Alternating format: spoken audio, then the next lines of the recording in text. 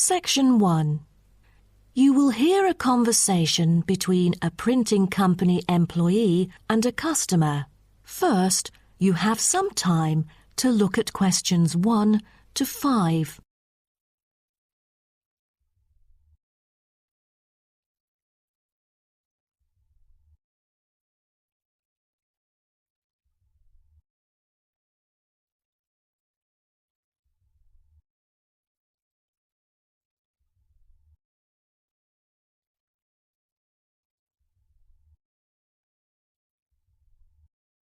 You will see that there is an example which has been done for you. On this occasion only, the conversation relating to this will be played first.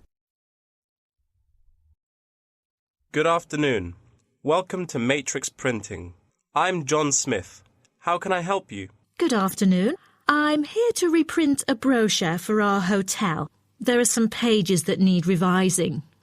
The customer says the brochure sample needs revising. So, brochure has been written in the space. Now we shall begin. You should answer the questions as you listen, because you will not hear the recording a second time. Listen carefully and answer questions 1 to 5. Good afternoon. Welcome to Matrix Printing. I'm John Smith. How can I help you? Good afternoon. I'm here to reprint a brochure for our hotel. There are some pages that need revising. Sure. How may I address you? Oh, I'm Mary Jane from Central Hotel Chains. Nice to meet you. I've got samples of the previous version. I assume it is your company's advertising brochure. Yes. What exactly is the problem? Well, it was printed the year before, so some of the information is already out of date. There are also a couple of problems with the layout. Firstly, the letters of the address on the front page are far too small. It's hard to see when glancing at the cover. How big do you need it to be? Increase the letters by 3 font sizes. Just a minute. Let me take notes of your requirements. Okay, what else needs changing? The information regarding the pool should be deleted because it is currently under renovation and is not available. So, all of the relevant descriptions on page 2 should be removed? What do we replace it with? We can't just leave the whole page blank. Just fill it in with the introduction of our newly opened gym. I've included all the relevant information here in this flash drive. Let me check. I see. No problem then. What is also bothering us is that the description under the top photos on page 4 is incorrect. The word lounge needs to be replaced with reception. Fully noted. Is that all? No, there is more. Turn to page 5. We feel that showing merely the picture of our exterior and interior decoration does not fully represent the appeal of our hotel. On second thought, we've decided to use a picture with the view of the hotel. Do you have the original copy of the picture? Yes, it is also enclosed in the flash drive. Okay, we'll re-edit the whole layout of the photos. Great. Before you hear the rest of the conversation, you have some time to look at questions 6 to 10.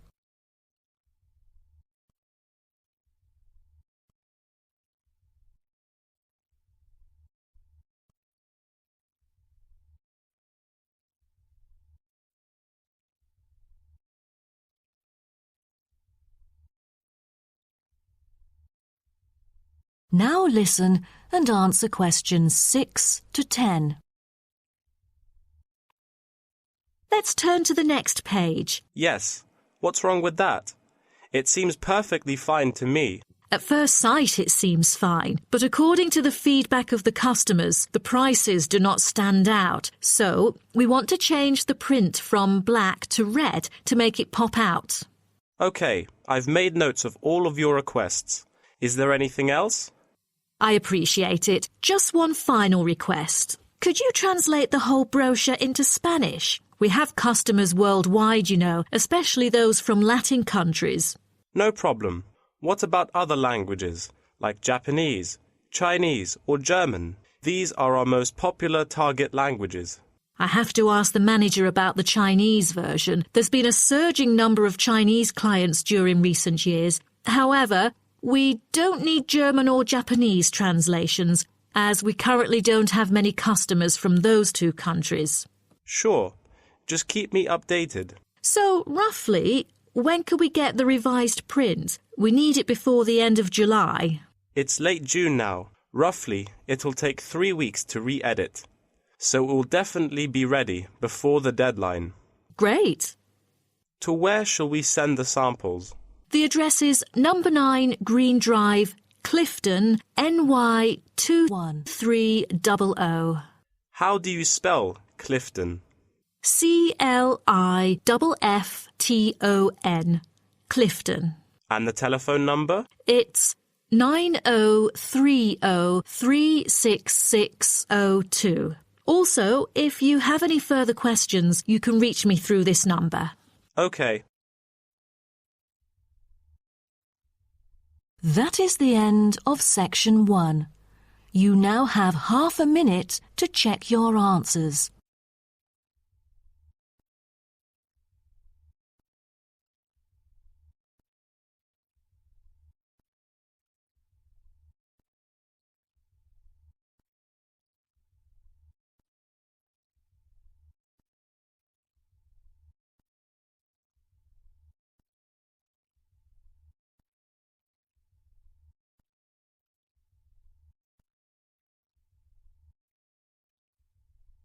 Now turn to section 2. Section 2.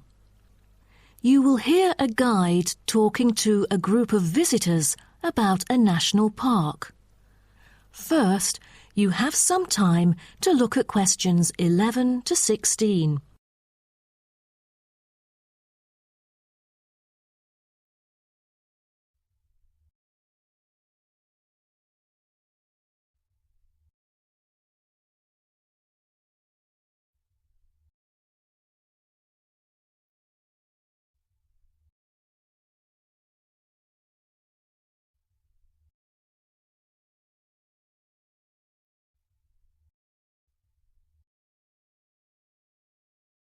Now listen carefully and answer questions 11 to 16.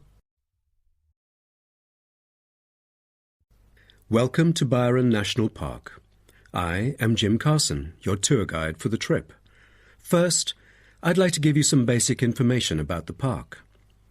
Covering 7,000 acres of land and spanning across 3 states, Byron National Park was established to protect the area's most spectacular scenic values. With unique geological features, natural history, and native plant and animal life, it is an ideal destination for recreation as well as research purposes. The park has a breathtaking waterfall connecting the longest river in the country, but it is most renowned for having the largest subtropical rainforest worldwide. There are many layers of tall, medium, and low vegetation growing with seasonal variations in the park. It is a place where the air seems green. Ardent hikers can find an awesome array of options here. Apart from the dense green rainforest, tourists can also hike along the mountain trail.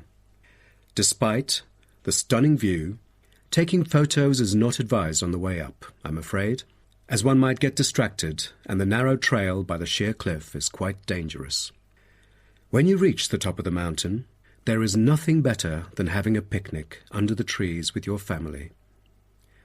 Accompanied mostly by wildlife, walkers as well as cyclists may find the bush track a good choice for having a tranquil time to themselves. As your tour guide, I suggest that only expert hikers take the creek circuit, because its beautiful and inspiring scenery through the subtropical jungle is paralleled by its physical challenges. A list of transport is available within the park. Bicycles are a popular choice, as it is the most flexible way to get around. Electric trams are temporarily closed for maintenance. Boat trips down the river are an ideal way to spend a tranquil afternoon. Rest assured that transport within the park is covered in the bill. Extreme sports is another highlight of the park. There are, for adventurous grown-ups, especially those who are comfortable with having a racing heart, scary as it may sound, it is actually safe to participate in extreme sports under strict instructions and close supervision. Abseiling is available regardless of the weather. It is a fun way to overcome fear of heights, gain new skills, and get an adrenaline rush.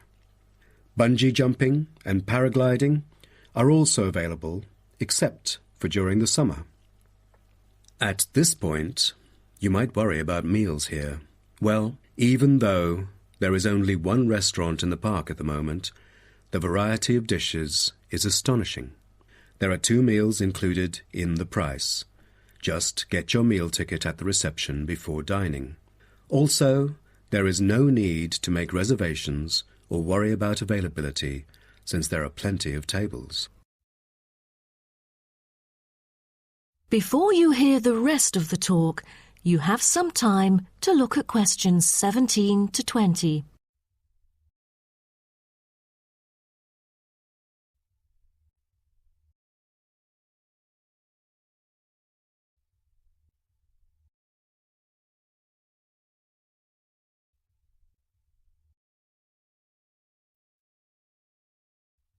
Now listen and answer questions 17 to 20. During your stay here, you might want to know what there is to do. Let's turn to the plan so I can familiarize you with the layout of the park. Most tourists would choose to stay in our guest house, located in the southeast corner. It features 63 tastefully appointed guest rooms, many of which offer spectacular views of the park. You'll find a home away from home at our guest house. But for those who want to experience the natural beauty up close, there is also a campsite. When you get out of the guest house, go straight ahead, turn right at the end of the road. To your left, there is a campsite amongst the trees where you could spend a night under the stars together with owls and chipmunks. If you look at the top left of the plan, you will notice a picnic area. You can either bring your own food, or we can deliver food to you. Barbecue is an option. The business centre is situated directly opposite the picnic area. It provides flexible, fully serviced offices, conferencing suites, meeting rooms, and is equipped with the latest multimedia facilities. Wired, as well as wireless, high-speed internet is available within the entire premises. The centre is designed to cater to both individual travellers and corporate groups. Visitors can also go to the museum, which holds a vast collection that exhibits local history and a natural habitat. You start from the guest house, just turn left at the first conjunction, then walk past the tea house. Turn right. You'll see the museum after making the third right. Have you found it? Pretty easy, right? To spend a delightful afternoon with a book and a fresh cup of coffee, you can go to the only cafe in the park. From the guest house, you go straight, then take the second right, and you'll see the cafe right in front of you. You might want to check out our all-season tennis court, which offers instruction for all ages and skill levels. It is located right opposite the cafe. That is the end of section 2. You now have half a minute to check your answers.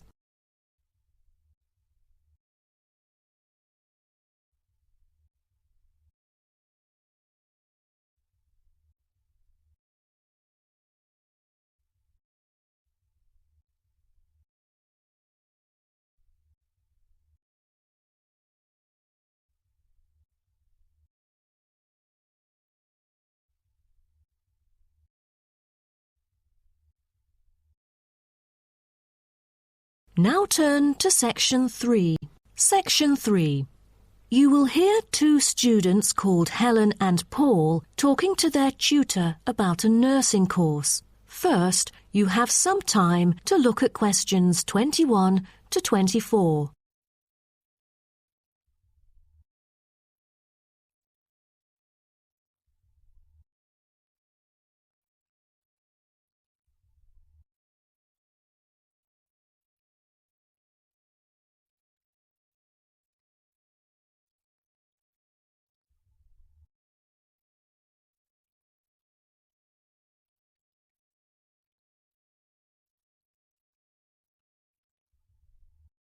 Now, listen carefully and answer questions 21 to 24. Helen and Paul, congratulations to you both for doing so well the past semester. You two have exhibited an impeccable performance during your first year in the nursing program. I'd like to get some feedback from the two of you to better improve the program and to provide guidance for our prospective students. I'd like to start with you, Helen. So, first of all, which aspect of the program impressed you? Well, to be honest, when I was enrolled into the course, I was expecting a group of classmates my age. But as I stepped into the classroom for the first time, I was surprised by the diversity. Most were in their 20s, but there were also those in their 30s or even 40s. As it turns out, the intergenerational communication has sparked intense debate and new thinking, and I think that's something special about the programme that I appreciate very much. What about you, Paul? What do you think of the programme? For me, the group project we carried out last semester is another key feature of the program. The whole class was divided into 8 different groups, working on 8 prospective cases. Team-building sessions were conducted in a collaborative way most of the time. Comprised of 5 members, our group studied acute pancreatitis. During the process, we broke the task into different parts and assigned them to each member. We were then able to tackle the complex problem by pooling our knowledge and skills. More importantly, stronger links were established between the group members. Because of the project, we've all become good friends. That's true. According to graduates, group projects prepare them for the work world in which teamwork and collaboration are increasingly the norm. So tell me, Paul, what else do you like about the program? I want to be a registered nurse, working in a public hospital after graduation. So the internship provided is a valuable opportunity for clinical practice in a supportive learning atmosphere. However, I was amazed by the amount of written assignments, since I thought the course should have focused more on practice-oriented learning. Well, I have to disagree with you, Paul. The essays demonstrate your understanding of the course.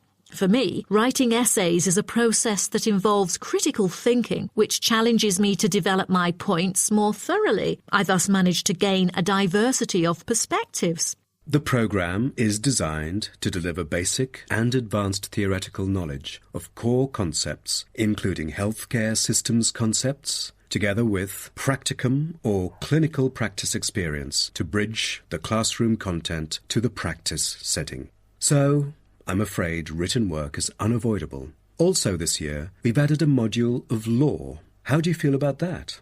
At first, we felt that learning law is kind of redundant and too time-consuming. After a few sessions, we realised that it is necessary in dealing with future medical disputes. Before you hear the rest of the talk, you have some time to look at questions 25 to 30.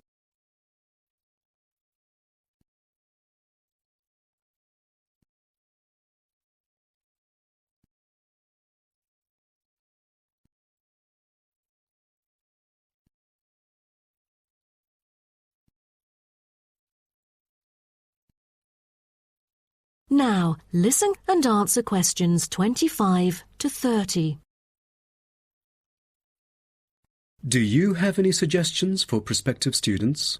What bothers me most is handing in essays on time. I almost missed the deadline once because there were 3 essays due within the same week, so rationalizing your time is critical. Well, that's true. The lectures deliver so much useful information. I have poor memory, so I kept making notes and revisiting them on a regular basis. To my surprise, at the end of the semester, I have learnt the key concepts by heart. How was the research? I heard that it was quite challenging. How did you manage to overcome the difficulties? That's true. The majority of us had no clue how to carry out the research at first. Fortunately, when I was digging up reference materials at the library, I sought help from the librarian. She taught me about finding the appropriate resources and choosing the proper research methods. Have you checked out the online forum? Yes, it has become a habit for me to visit the forum regularly. In a sense, it extends classroom learning. It is where the students post academic problems that they come across and get support from the faculty members. Some of my classmates didn't do so well during the placement tests. I feel that background reading is necessary. Lastly, do you have anything to say to the freshmen? I was really ambitious at first, trying to get straight A's on my transcript. I made tons of notes and worked hard even on the optional assignments to get extra credit. I stressed myself out before having an emotional breakdown. After consulting my advisor, I found it important to set realistic goals. Don't push yourself too hard. It is wise to sort out your priorities. Thank you for coming here today and providing valuable feedback on the program. Have a great summer break. That is the end of Section 3. You now have half a minute to check your answers.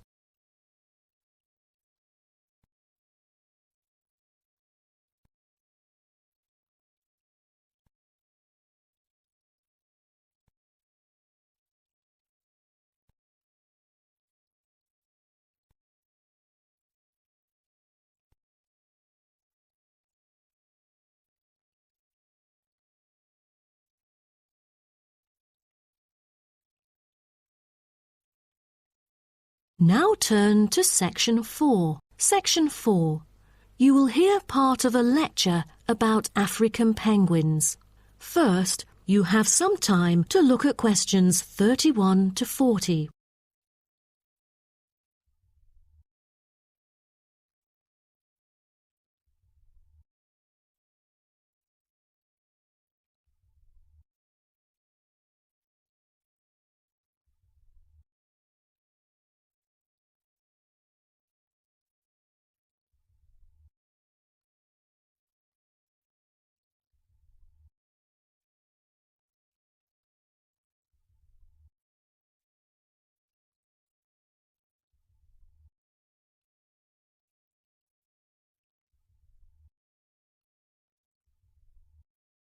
Now, listen carefully and answer questions 31 to 40.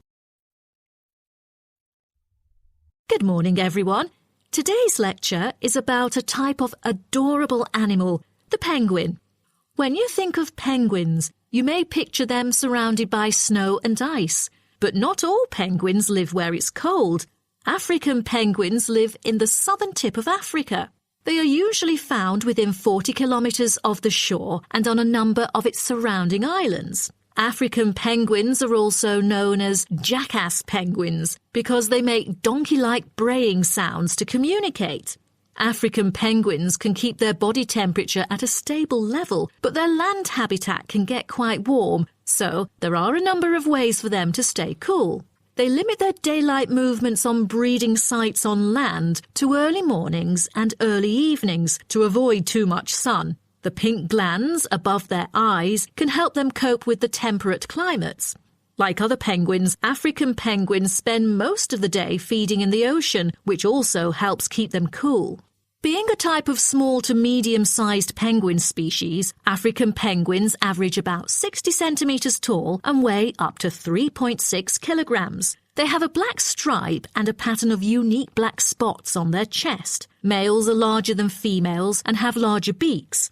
Even though they are categorized as birds, African penguins aren't able to fly because of their heavy bones. Their wings are more like flippers that make them particularly suited for life in the water. When they're on land, their flippers and their tails help them keep their balance and walk upright.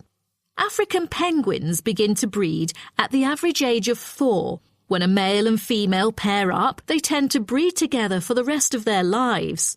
Most other penguins nest and lay their eggs out in the open, but African penguins have a different approach. They dig holes under bushes out of their own excrement, called guano, so they are sheltered from the sun and predators.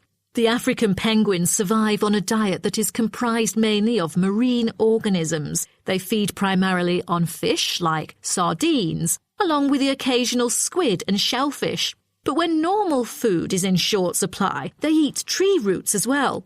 The streamlined body of the African penguin allows it to move through the water like a rocket, capable of reaching a speed of around 20 kilometers per hour when hunting for food.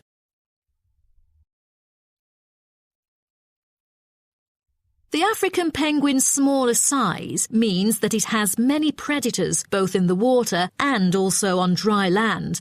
Their natural predators at sea include seals and sharks. The biggest threat to them on land is not just towards the adult penguins. The penguin chicks are sometimes taken by seagulls into the air and dropped from above. The seagulls could thus feed on them. At risk from predators, young penguins are protected for about 40 days after hatching by both parents. They will leave the colony when they are between 3 to 5 months old and will return a few years later. The entire surface of their body is densely covered with feathers, which fall off during the winter. This process is called molting and takes about 3 weeks to complete. During that time, they are unable to forage. Therefore, prior to this, African penguins spend about 5 weeks laying down fat deposits. They generally live between 10 to 15 years. However, many do not reach their full lifespan. Their population has drastically declined. Approximately 120,000 African penguins remain in the wild, and their population has decreased by 90% in the past 60 years. They are considered to be vulnerable and have been listed as being endangered. 2 major factors have contributed to their decline. They are struggling for nesting space due to human disruption and competing for food due to overfishing and pollution. With the limited number of breeding pairs, survivorship becomes difficult for African penguins. This makes them especially vulnerable as environmental conditions change or an outbreak of a disease occurs. For instance, avian malaria has caused 27% of the captive breeding penguins' deaths annually. The more genetic diversity there is within a species, the higher the likelihood that at least some of the individuals will adapt and survive. That is the end of section 4. You now have half a minute to check your answers.